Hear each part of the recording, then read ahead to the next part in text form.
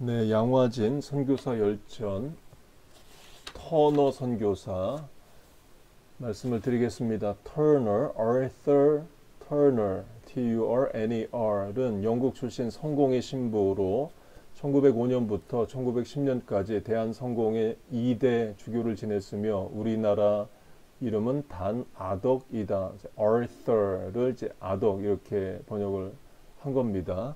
성공회는 이제 개신교입니다. 영국이 로마 카톨릭으로부터 나오면서 이제 앵글리칸 처치, 이제 성공회란 이름을 이제 가졌고요. 성공회의 수장은 영국 왕입니다. 지금도 그렇고요. 캔터베리 대주교가 이제 최고의 교회 지도자입니다. 제가 서울에 있을 때 성공회를 찾아가 본 적이 있었습니다. 성공회에 가서 놀랐던 것이 신부님하고 교인들이 모임 끝나고 술 마시러 가요. 천주교도 그렇죠. 천주교 신부님 신방 간다 그러면 교인들이 술 안주 만들고 이제 술 또 선물하고 그럽니다. 실수할 확률이 높죠. 천주교 신부들로 하면 뭐 여러 번 말씀을 드렸는데 포르틀리에는 마돈나 성당, 머다나 캐톨릭 처치 주임 신부님하고 얘기를 해본 적이 있는데 제가 물었습니다. 한 10년 전, 10년도 더 전인데요. 한 달에 술값 얼마 쓰냐고 1,000불 정도 쓴대요. 네, 엄청 많이 쓰는 거죠. 제가 그래서 물었습니다. 이렇게 술 마시고 교인들하고 술 마시다 보면 실수하지 않느냐? 실수한답니다. 네, 안 마셔야죠. 영국 성공회 소속 신부로 이제 코프, C-O-R-F-E라는 사람이 있었다. 그는 영국 해군 군종 신부를 역임한 사람으로서 한국 개척 선교사로 뽑혀 1889년 11월 1일 웨스트민스터 대성당에서 주교로 선출되어 1890년 9월 29일 제물포에 상륙했다. 그러니까 영국도 조선에 선교사를 파송한 거고요. 성공회는 개신교지만 카톨릭적인 면을 많이 가지고 있습니다. 그래서 주교 제도가 있고, 그리고 우리 개신교 우리 이제 RCA나 또 Presbyterian Church나 이런 데서 목사님들은 양복을 입거나 양복 위에 입어도 가운 정도 입죠. 근데 영국 성공회는 카톨릭 교황처럼 머리 위에 뭐 쓰고 지팡이 들고, 캔터베리 대주교는 또 그렇게 합니다. 서울에서 자리를 잡은 그는 12월 25일 크리스마스에 첫 예배를 드리게 되면서 이날을 대한성공회 창립일로 정했다. 이곳이 바로 오늘날 정동 서울 성공회 성당 자리이며 낙동 즉 명동 입구에 있는 대연각과 중앙우체국 근처에 부활의 집이라는 조그만 집회소를 마련하기도 했다. 이 성공회에 다니는 교인들은 많지는 않습니다. 그런데 이제 특수한 교인들이 있고요. 전술한 대로 이제 다른 장로교, 감리교, 순복음 이런 데 가면 술 못 마시게 하니까 이제 개신교면서 술 마시게 해주는 이 성공회 가기도 하고, 또 큰 부자나 뭐 유명 연예인이나 이런 사람들은 사람 많은데 일반인들하고 섞이기 막 싫어하는 사람들이 있어요. 그러면 이 성공회 같은 사람들 별로 안 가는 그런 또 교회에 가기도 합니다. 낙동의 성당은 1891년 5월 성신 강림절에 축성식을 가졌고, 정동의 성당이 교회다운 모습을 갖게 된 것은 1892년 11월 장립성당의 축성식이 있었을 때부터이다. 그러나 1896년 크리스마스 때부터 비로소 본격적인 교회 구실을 하기 시작했다고 볼 수 있다. 왜냐하면 크리스마스 전야를 기하여 6명의 지망자와 5명의 고아들에게 성세를 베풀었고, 다음 날인 크리스마스 때에 비로소 첫 예배를 드렸기 때문이다. 그 전까지는 우리나라 사람에게 성세, 그러니까 세례를 아마 성세라고 부르나 봅니다. 성세를 베푼 일이 없었으며, 따라서 선교사들은 언어와 풍속 등을 익히면서 선교 준비에 열중하는 동시에 자기네들끼리 예배를 보아왔다. 터너가 우리나라에 온 것은 바로 이 무렵이었다. 그는 1896년 12월 2일 첫 예배를 드리기 22일 전에 입국하여 이 첫 예배에 참석하였다. 터너는 1862년 8월 24일 영국에서 출생했으며 옥스퍼드 대학과 커데스톤 신학대학을 졸업하고 1888년에 사제로 서품되었는데 우리나라에 오기는 그로부터 8년이 지난 후였다. 이 선교사 열전에서 그 명문대학 출신들 많습니다. 이 터너 선교사도 옥스퍼드 대학 출신이고요. 뭐 늘 강조하지만 명문대를 나와야만 크게 헌신한 게 아닙니다. 서울대학 하버드를 나와야만 하나님 앞에 나와서 서울대 하버드 나와서 선교사 해야만 하나님 앞에 많이 내려놓고 포기한 게 아니에요. 모든 선교사는 다 헌신하는 겁니다. 그러나 우리가 자본주의 사회를 살기 때문에 선교사도 상품성이 있습니다. 잘 팔리는 선교사가 있어요. 그래서 자극적인 선교사 있죠. 서울대 나오고 하버드 박사학위 했는데 내가 다 버리고 선교사 한다 이래야 상품성이 있어요. 뭐 어쩔 수 없습니다. 세상이 또 그러니까요. 그렇다고 해서 이름 없이 빚도 없이 무명의 선교사들의 수고가 절대로 작지 않다는 겁니다. 또 이렇게 상품성 있는 선교사들은 나름대로 또 일을 합니다. 그래서 책도 쓰고 모금도 잘 해서 선교지를 돕고 또 하나님 그렇게 쓰시는 거죠. 터너는 성공의 신부로서 전도에 열중하는 것 외에도 스포츠 보급에도 공헌을 했다. 관립영어학교가 1894년에 설립되었는데 터너는 이 학교 학생들에게 축구를 가르쳤다. 이 스포츠는 Universal Language, 만국 공통어이죠. 그래서 접촉점을 찾는데 유리합니다. 그래서 그 축구든 뭐 야구든 농구든 그런 스포츠를 통해서 사람을 모으고 또 훈련도 하고 또 이제 복음도 전하고 그래서 음악도 선교에 굉장히 잘 쓰이지만 운동도 잘 쓰입니다.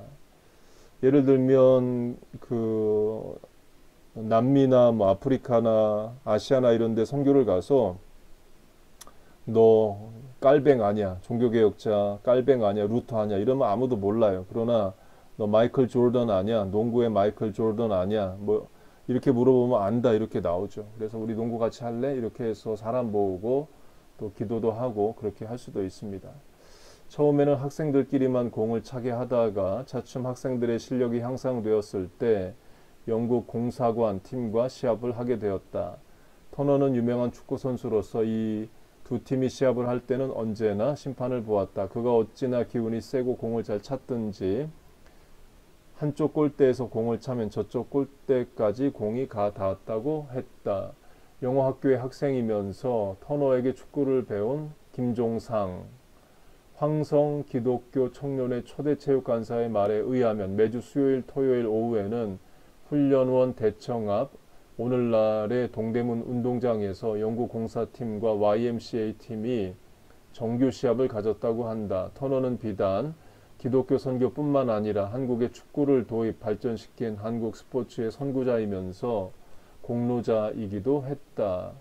터너는 성공의 신부이기 이전에 먼저 평신도적인 역할이 컸다. 그는 당시 황성 기독교 청년회 운동에 깊이 관여했다. 황성 기독교 청년회, 즉 한국 YMCA는 1901년부터 꿈틀거리기 시작했는데 그때부터 터너는 앞장서기 시작하여 1903년 10월 28일 창립총회 때에는 12명의 창립이사 중 한 사람으로 뽑혔다. 이보다 몇 달 전 창립 준비 조직으로서 YMCA 자문위원회가 조직되었을 때에도 그는 중요한 역할을 했다. 당시 주한 미국 공사였던 알렌을 비롯하여 영국 출신의 대한 정부의 재정 고문인 브라운, 허버트 등 각국의 선교사, 은행가, 외교관들로 구성된 이 자문위원회는 소위 서울에서 처음 보는 국제적인 대표자 회의였는데 이 회의에도 터너는 가장 주동 인물로 활약을 했다. 더욱이 그는 1907년부터 1910년까지 중요한 기간 중 YMCA 회장으로서 크게 활약했다. 이 시기는 아주 중대하고 미묘한 때였다. 우선 정치적으로 볼 때 한국은 1905년 을사조약, 요새는 을사늑약이라고 하죠. 을사조약으로 인하여 외교권을 박탈당했고 1907년 헤이그 밀사 사건이 일어나자 고종은 왕위에서 밀려나는 동시에 강제로 군대 해산을 당했다. 대한제국의 운명이 종말을 고하는 이때 당시 민족운동 단체들은 1-0 일본과 영국 동맹하에 영국인의 치외법권을 법권적인 세력을 이용하여 영국인을 방패로 삼는 풍조가 있었다. 예를 들면 양기탁, 박은식, 신채호 등 과격한 민족주의자들이 대한매일신보를 시작할 때 영국인 배대를 사장으로 앉혔던 것이다. 이건 지혜 문제인 거죠. 일본인들이 잘하는 것 중 하나가 당대의 가장 강한 나라와 동맹을 맺어요. 영일동맹이 그겁니다. 영국이 가장 강할 때 영국과 동맹을 맺고, 지금 미국이 가장 강하죠. 미국과도 동맹 맺고 미국이 하라는 대로 다 합니다. 살기 위해서 하는 거죠. 약한 나라는 또 지혜롭게 처신을 해야 됩니다. 한국 YMCA도 처음에는 미국 출신 헐버트를 초대 회장으로 삼았지만 그가 1905년 을사조약 때 고종의 황제로, 고종 황제의 밀사로 미국에 파견되었던 관계로 이내 사임하고 캐나다 출신의 게이를 2대 회장으로 추대했다. 그러나 1907년 헤이그 밀사 사건과 더불어 고종이 왕위에서 밀려나고 군대마저 해산되자 YMCA 당국은 급한 나머지 터너를 3대 회장에 위임했다. 이것은 항일민족지 대한매일신보가 영국인 배대를 사장으로 세움으로써 일제의 노골적 탄압을 막아보자는 정치적 배려에 불과했던 것이나 마찬가지 방법이었다. 곧 일본하고 영국이 동맹을 맺자 이제 영국 선교사들이 한국 교회를 지켜주는 역할을 할 수가 있었다는 거죠. 어쨌든 터너는 일제가 한민족을 말살하고 그 지배하에 넣자던 그 막바지에 YMCA 회장에 취임하게 되었다. 한편 이상재, 윤치호, 현홍택 등은 맹렬히 항일운동을 벌이는 동시에 미국 출신의 질레트 총무와 미국 YMCA의 MOTT 총무의 주선으로 미국 백화점 왕으로 이름난 워너메이커 WANAMAKER의 재정 원조를 받아 새 회관 건축에 박차를 가했다. 1907년에 착공하여 1908년에 준공된 YMCA 회관은 천평 대지 위에 세워진 3층 벽돌집으로 약 600평 건물이었지만 보일러 시설까지 완비된 우리나라 최초의 현대식 건물이었다. 당시 초가집만이 즐비했던 종로 네거리에 이처럼 거대한 현대식 건물이 들어서게 되자 세상은 온통 선망의 눈으로 YMCA를 쳐다보게 되었다. 이 종로 YMCA에서 제가 고등학생 때 수영을 배우기도 했었습니다. YMCA 할 때 C가 크리스천이죠. Young Men's Christian Association. 터너는 이렇듯 YMCA 역사상 가장 중요한 시기에 회장직을 감당했다. 당시 YMCA 지도자들은 터너의 덕망과 지도력, 그의 정치적 역량과 국제적 배경을 유감없이 이용하여 새 회관을 성공적으로 건립하는 동시에 일제의 악독한 침략과 탄압 행위를 막는 데 든든한 방패로 삼았다. 터너의 공헌은 YMCA 회관 건축서만이 아니라 회원의 확대 및 청년운동의 조직화에서도 볼 수 있다. 회원 조직의 경우 때마침 일제의 탄압으로 해산되었던 상동교회의 청년학원 및 신민회 지도자 전덕기 등을 포섭하여, 이 포섭은 이제 공산당이 많이 써서 요새는 잘 안 쓰죠. 표준어긴 합니다. 동무 이것도 표준어인데 공산당이 쓰니까 또 잘 안 쓰죠. 본래 YMCA 내에 있던 이상재, 윤치호, 이승만, 김규식 등과 함께 일종의 기독교 연합 세력을 구축했다. 그러니까 이승만이 여기 나오는데요. 미국 선교사들이 이승만 유학 보내줍니다. 그래서 하버드에서 석사학위, 프린스턴 대학에서 박사학위 다 그 미국 장로교회에서 도와서 그렇게 된 거죠. 당시 YMCA 실무 직원들만 해도 83명이나 되었는데 당시 불과 20만 인구밖에 안 되었던 서울에서 YMCA 세력은 악독한 일제로서도 호락호락 건드리기가 어려운 것이었다. 터너의 성공회 발전 공헌은 너무나 뚜렷했다. 1905년 1월 25일 제2대 주교로 서품된 이후 1910년 10월 28일 순직할 때까지 5년간 발휘한 그의 지도력은 성공의 역사상 획기적인 기록을 남겼다. 한국에 와서 5년밖에 선교를 못하고 돌아가신 거예요. 안타깝습니다.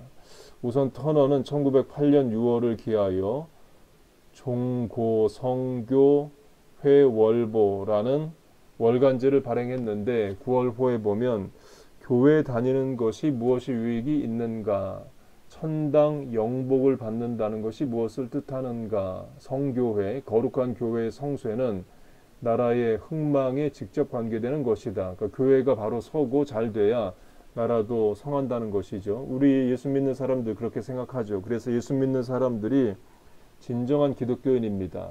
나라를 위해 기도하기 때문에 그래요. 그리고 진정한 카스모폴리탄 세계인입니다. 땅끝까지 이르러 복음을 증거하라 했기 때문에 그래요. 교인이 핍박을 받는다는 것은 성교의 흥왕의 기초가 되는 것이다. 그러니까 핍박을 부정하지 않았던 거죠. 교인의 질병이 다만 성교로 낫는다는 것은 아니다라는 5가지 문제를 제시했다. 꼭 하나님이 질병도 연단과 훈련과 목적으로 사용을 하시죠. 질병이 다 나을 수도 있지만 안 나을 수도 있습니다. 사도 바울이 대표적인 예입니다. 3번을 하나님께 기도했지만 낫지를 않죠. 그래서 평생 그 병을 가지고 삽니다. 하나님도 그렇게 하실 수도 있는 거예요. 그런데 이것을 다음과 같이 3가지로 분석할 수 있다. 첫째, 신앙과 현실 문제, 즉 인간의 현실 문제를 무시한 신앙은 죽은 신앙이라는 것. 둘째, 신앙과 사회 참여, 즉 성공의 신도들은 절대로 일진회에 가담해서는 안 된다는 것. 더 나아가 항일운동, 항일운동은 신앙운동이며 불의와 싸우는 것으로 교인으로서 마땅히 해야 되는 것. 이게 훌륭한 거죠. 그러니까 교회와 지금 미국은 Church and State Separation으로 교회가 정치에 관여하지 않고 또 정부는 교회의 비영리 기관을 인정해서 과세하지 않고 이런 Church and State Separation 가운데 있는데 그 일제시대의 선교사들은 항일운동에 적극적이었습니다. 셋째, 성공의 신도들은 어디까지나 순수한 신앙적 동기로 믿어야지 단순히 병이 낫기 위하여 또는 어떤 인간적 복을 받기 위하여 믿어서는 안 된다는 것을 목회 원칙으로 삼았던 것이다. 이기적 동기로 교회에 올 수 있습니다. 예수 믿고 병 낫고 예수 믿고 배우자 만나 결혼하고 예수 믿고 사업의 기회를 얻고로 시작을 해서 끝까지 그 상태로 가면 안 되죠. 나중엔 예수님을 위해 희생하고 재능을 드리고 예수님을 위해 자기 십자가를 지고 끝까지 따라가고 죽기까지 하는 것이 이제 바른 신앙입니다. 특히 그는 교회의 자립을 주장했다. 1909년 6월에 그는 주교통신으로서 다음과 같이 지시했다. 각양 경비를 각각 그 교회 교우들이 담당하기를 힘쓰고 주의하라. 곧 이제 선교사들의 지원만으로 교회가 운영이 되면 교회가 의존적이 되죠. 헌금도 안 하게 되고 또 내 교회라는 의식도 없게 됩니다. 저 개인적인 생각은 예를 들어 교회가 어느 선교지에 교회를 건축한다 하면 땅은 미국 교회가 사주고 건물은 현지 교회가 짓게 헌금해서 짓게 하고 이렇게 할 수 있으면 책임감도 가지고 할 수 있다고 봅니다. 그러나 그게 아니라 땅과 건물 전부 다 미국 교회나 한인 교회가 져주면 나중에 또 그 교회 팔아먹고 막 그런 일도 생겨나요. 그러므로 특별히 다음 5가지 조목을 형제들에게 알리노라. 제1은 한국 교사와 전도사의 봉급이요. 제2는 성당이나 회당을 건축하는 경비요. 제3은 각 지방교회 대소사에 관한 경비요. 제4는 신설하는 부설학교의 경비요. 제5는 고아를 수양하는 경비와 병인, 그러니까 질병을 가진 사람 구조하는 경비와 교우 중 궁핍한 자를 애율하는 경비라. 이런 것들을 선교사들한테 다 받아서 하려고 하지 말고 교인들 헌금으로 하라는 거죠. 자립을 강조한 겁니다. 흔히 초대교회는 선교사들이 직접 경영하고 모든 경비도 선교사들이 전담하는 폐단이 있었다. 그러나 터너는 이를 반대했다. 한국 교회는 한국인 스스로가 운영하는 교회가 되기를 원했다. 다시 말해서 한국 성공회는 터너 주교 때부터 토착화의 걸음을 걷기 시작했다고 할 수 있다. 교회의 각종 경비, 그 학교 교사와 전도사의 월급, 교회 건축비, 신설학교의 운영비, 고아원 등 사회사업단체의 운영비, 병원사업비 등을 한국인들이 감당할 수만 있다면 선교사들이 무슨 필요가 있겠는가. 터너의 목회 이상은 한국교회의 자립에 있었다. 당시 자립교회의 대표적인 예로서 강화교회를 들 수 있다.